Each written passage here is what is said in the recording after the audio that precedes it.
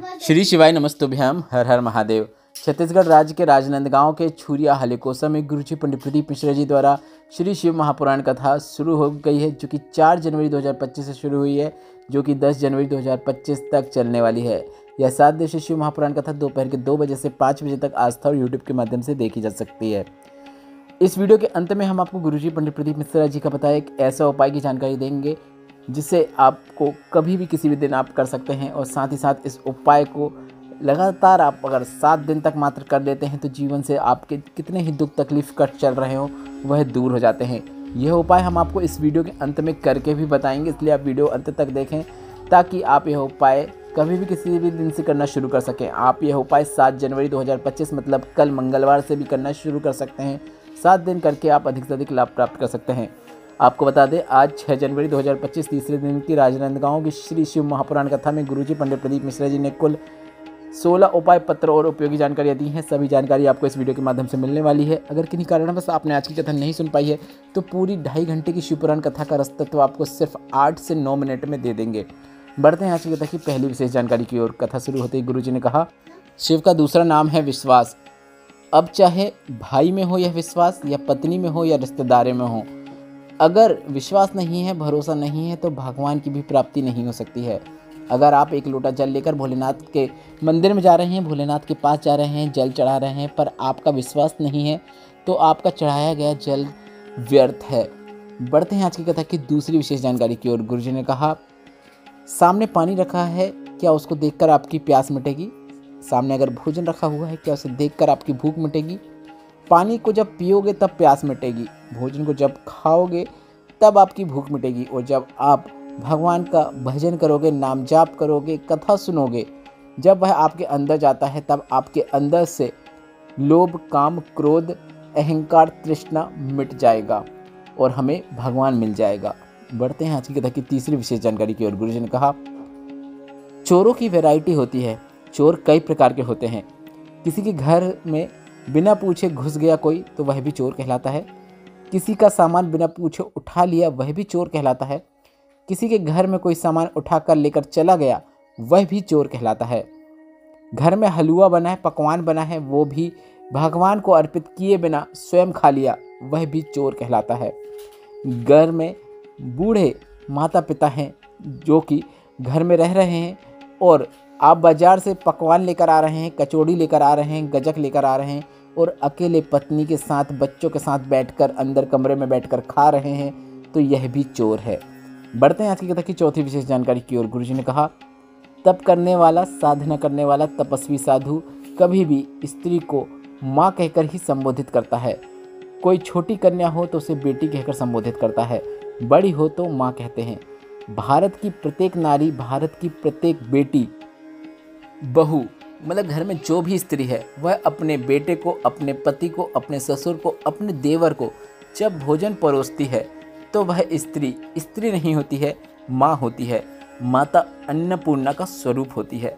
बढ़ते हैं आज की कथा की पांचवी विशेष जानकारी की ओर। गुरुजी ने कहा, भजन दबा कर करो, मतलब खूब करो, पर भोजन दबा कर मत करो। भोजन हमेशा लिमिट में करना चाहिए। बढ़ते हैं आज की कथा की छठवीं विशेष जानकारी की ओर। गुरुजी ने कहा, शंख और मूर्ख अपने आप कुछ नहीं बोलते, जब इनको कोई दूसरा फूंक मारता है तब बोलते हैं। मूर्ख को कोई कैसा भी बोल दे उसे वह सच मान लेता है। मूर्ख को अगर उसके परिवार वालों के खिलाफ, उसकी पत्नी के खिलाफ, उसके रिश्तेदारों के खिलाफ कोई कुछ कहता है तो वह उन्हें संदेह की दृष्टि से देखना शुरू कर देता है। बढ़ते हैं आज की कथा की सातवीं विशेष जानकारी की ओर। योगेश्वरी जी पत्र लेकर आए जिसमें लिखा, शादी 2003 में हुई थी, तभी से मंदिर जाती हूँ।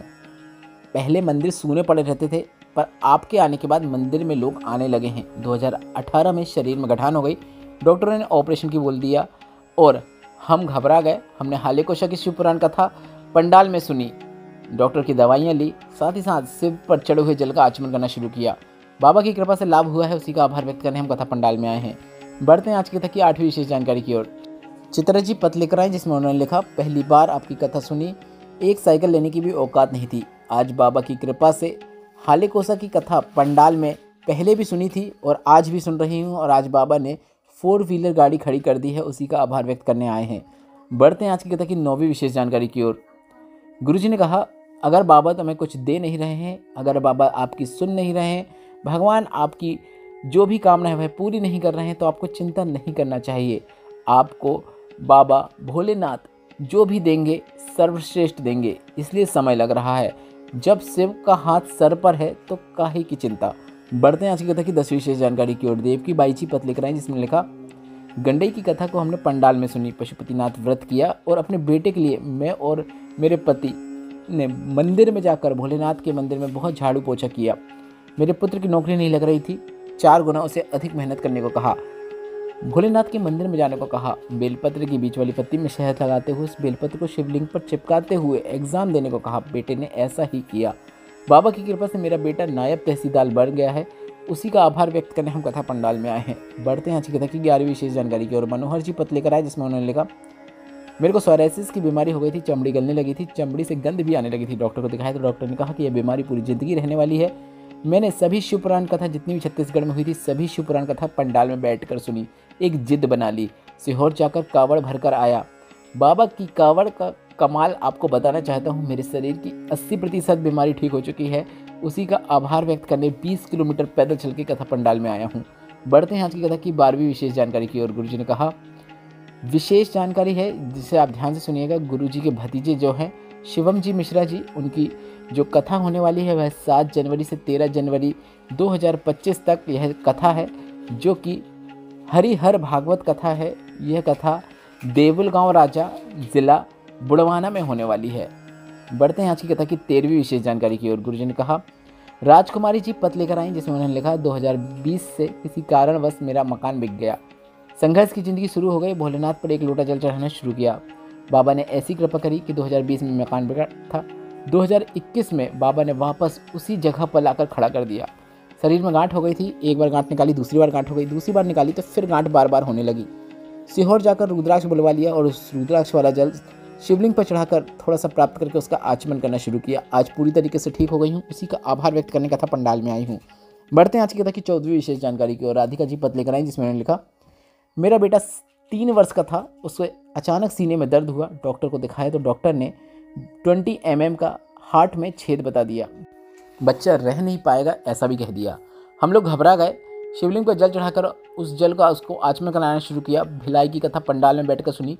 भिलाई कथा पंडाल की मिट्टी को बच्चे के सीने में लगा दिया। व्यासपीठ की बेलपत्र को कार्यकर्ताओं से मांगा, उन्होंने दे दिया। इसके बाद फिर से जांच कराई, डॉक्टर ने कहा कि छेद नहीं है। उसी का आभार व्यक्त करने हम कथा पंडाल में आए हैं।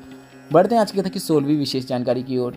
यह एक ऐसा उपाय है जिसे आप कभी भी किसी भी दिन से करना शुरू कर सकते हैं, जिसे आप कल 7 जनवरी 2025 मंगलवार के विशेष दिन से भी करना शुरू कर सकते हैं। 7 दिन में जीवन की दुख तकलीफ कष्ट को दूर करने वाला एक विशेष उपाय है, जिसे गुरुजी ने अपनी पिछले वर्षों की शिव पुराण कथाओं में बताया है। जल चढ़ाने की शुरुआत आपको शिवलिंग में विशेष स्थान से करना है, मतलब जलाधारी से जल जहाँ से नीचे गिरता है उस स्थान से आपको जल चढ़ाने की शुरुआत करना है। आप वीडियो में देखकर समझ सकते हैं कि जल चढ़ाने की शुरुआत आपको कहाँ से करना है। इसके बाद शिवलिंग के कटी भाग से, मतलब माता पार्वती के हस्तकमल से जल की धार को घुमाते हुए वापस उस स्थान पर जल की धार को लाना है जहाँ से आपने जल चढ़ाने की शुरुआत की थी। इसके बाद वहाँ से वापस आपको जल माता शोक सुंदरी के स्थान से होते हुए जहाँ पर आप बैठे हैं वहीं से आपको शिवलिंग के ऊपर तक जल की धार लाना है और पूरा जल आपको शिवलिंग के ऊपर अर्पित कर देना है। यह पूरा उपाय करते समय आपको द्विजेश्वर महादेव का नाम स्मरण करना है। एक बार फिर से सुन लीजिए, यह पूरा उपाय करते समय आपको द्विजेश्वर महादेव का नाम स्मरण करना है। लगातार 7 दिनों तक आपको यह उपाय करना है। गुरुजी ने कहा 7 दिनों तक अगर आप इस प्रकार से द्विजेश्वर महादेव जल शिवलिंग पे अर्पित कर देते हैं तो जीवन में कितना ही दुख तकलीफ कष्ट चल रहा हो वह दूर हो जाता है। भोलेनाथ का आपको आशीर्वाद प्राप्त होता है। बढ़ते हैं आज की कथा की 17वीं और अंतिम जानकारी की ओर। गुरुजी पंडित प्रदीप मिश्रा जी की शिव पुराण कथाओं का आगामी कार्यक्रम इस प्रकार है। 16 से 22 जनवरी 2025 तक सूरत गुजरात में शिव पुराण कथा है। 24 से 30 जनवरी 2025 तक साकरी महाराष्ट्र में शिव पुराण कथा है। 1 से 7 फरवरी 2025 तक काकेर छत्तीसगढ़ में शिव पुराण कथा है। 10 से 16 फरवरी 2025 तक प्रयागराज में सेक्टर नंबर 21 पीपापुल 1 सतुआ बाबा शिविर में शिव पुराण कथा है। 17 से 23 फरवरी 2025 तक तारा बाबा की कुटिया सिरसा हरियाणा में शिव पुराण कथा है। 25 फरवरी से 3 मार्च 2025 तक रुद्राक्ष महोत्सव सीहोर कोबरेश्वर धाम में है। इसके साथ ही साथ सीहोर कोबरेश्वर धाम में शिव पुराण कथा का भी आयोजन होगा। वीडियो में बताई गई जानकारी से संबंधित अगर अभी भी आपके मन में कोई प्रश्न है तो वो प्रश्न आप कमेंट बॉक्स के लिए पूछ सकते हैं। मेरे द्वारा दी गई जानकारी अगर आपको थोड़ी सी भी उपयोगी लगी हो, आज की कथा से अगर आपको आनंद की प्राप्ति हुई हो, तो इस वीडियो को लाइक करके कमेंट बॉक्स में श्री शिवाय नमस्तुभ्यम या फिर हर हर महादेव अवश्य टाइप कीजिएगा। व्हाट्सएप में जुड़ना चाहते हैं तो व्हाट्सएप चैनल की लिंक कमेंट बॉक्स में पिन कर दी है, जिसमें टच करके आप हमें व्हाट्सएप में भी फॉलो कर सकते हैं, जो कि बिल्कुल फ्री है। श्री शिवाय नमस्तुभ्यम। हर हर महादेव।